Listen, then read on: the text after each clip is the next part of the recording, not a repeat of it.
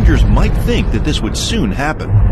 What actually happens is different. The rail deck remains unaffected by the earthquake. Can you explain how this is possible? The answer lies in the spherical bearings. The lower part of each bearing moves with the ground, but this motion does not transfer to the upper part. To isolate the rail deck, the Chenab Bridge also makes use of expansion joints. The way expansion joints work is a feast for the eyes. The movement of the box-shaped rubber structure makes this functioning possible. To understand why this bridge is safe, even in seismic zone 5 area, let's take a cross-section of its foundation. You can see a lot of interesting stuff here. This was the shape of the mountain before the construction work started here. An irregular sloped mountain. The minimum slope of this mountain was 43 degrees, and the maximum was 77 degrees. The first job of engineers is to cut these mountains so that the shape is suitable for construction. The rocks in these mountains are not so strong. It's a material called dolomite. Not suitable for erecting a strong foundation. Excavators were used in the initial stage of shape correction. After that, they employed a technique called pre-splitting. In pre-splitting, a lot of tiny explosives are kept in a close distance.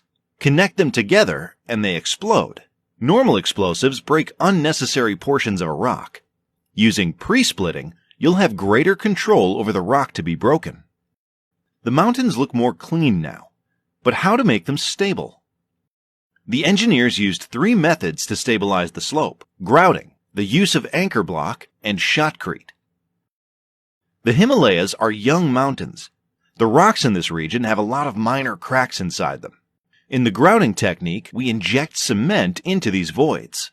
The cement acts as a glue, and the rock becomes stronger.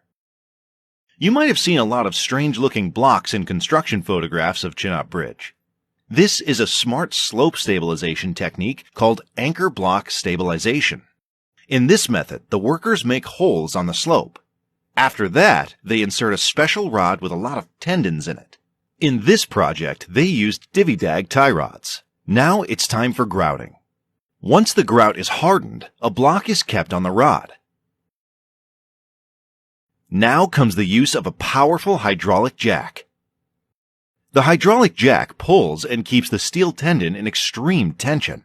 After that, using a wedge arrangement, the steel tendon is kept in tension, even if the hydraulic jack is removed. Now, can you predict the force produced by the concrete block?